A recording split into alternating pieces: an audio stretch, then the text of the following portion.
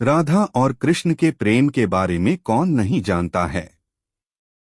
कहते हैं कि कृष्ण और राधा का विवाह नहीं हो पाया था, लेकिन दोनों में इतना प्रेम था कि आज भी दोनों का नाम एक साथ लिया जाता है। श्री कृष्ण का राधा के लिए प्रेम और राधा का श्री कृष्ण के लिए समर्पण देखते ही बनता था। शायद इसलिए अपने आप को सबसे बड़ा भक्त कहने वाले नारद मुनि को राधा से जलन होने लगी थी। यह बात श्री कृष्ण अच्छी तरह से जानते थे। एक दिन राधा के बारे में बात करने के लिए नारद मुनि श्री कृष्ण के पास आए। यह बात श्री कृष्ण को पता चल गई थी। जैसे ही नारद मुनि वहां पहुंचे तो श्री कृष्ण उन्हें देखकर अपना सिर पकड़कर बैठ गए। नारद मुनि ने श्री कृष्ण से पूछा कि क्या हुआ प्रभु, आप ऐसे अपने सिर को पकड़कर क्यों बैठे हैं। श्री कृष्ण ने कहा, हे नारद मुनि, मेरा सिर दर्द कर रहा है। नारद मुनि ने पूछा, प्रभु इसका दूर करने का उपाय क्या है।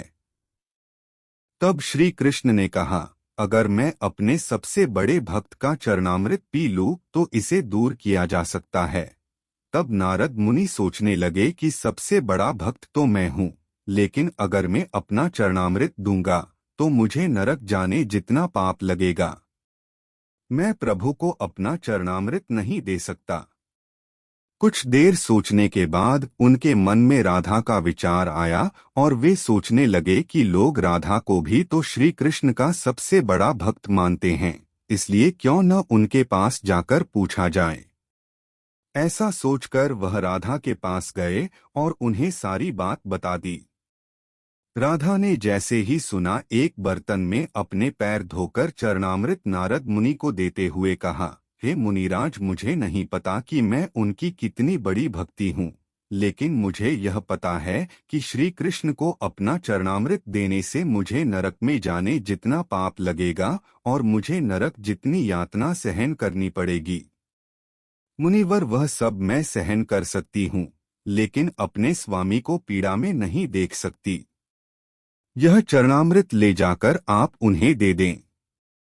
राधा की बात सुनकर नारद मुनि का सारा घमंड चूर चूर हो गया और उनको पता चल गया कि राधा ही सबसे बड़ी भक्त हैं और श्री कृष्ण ने यह लीला मुझे समझाने के लिए ही रची थी।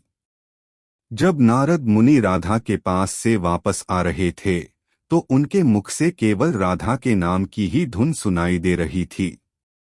जब वे श्री कृष्ण के पास पहुंचे तो देखा कि श्री कृष्ण उनको देखकर केवल मुस्कुराए जा रहे हैं और नारद मुनि ने भी सारी बात को समझकर उन्हें प्रणाम करते हुए कहा, राधे राधे।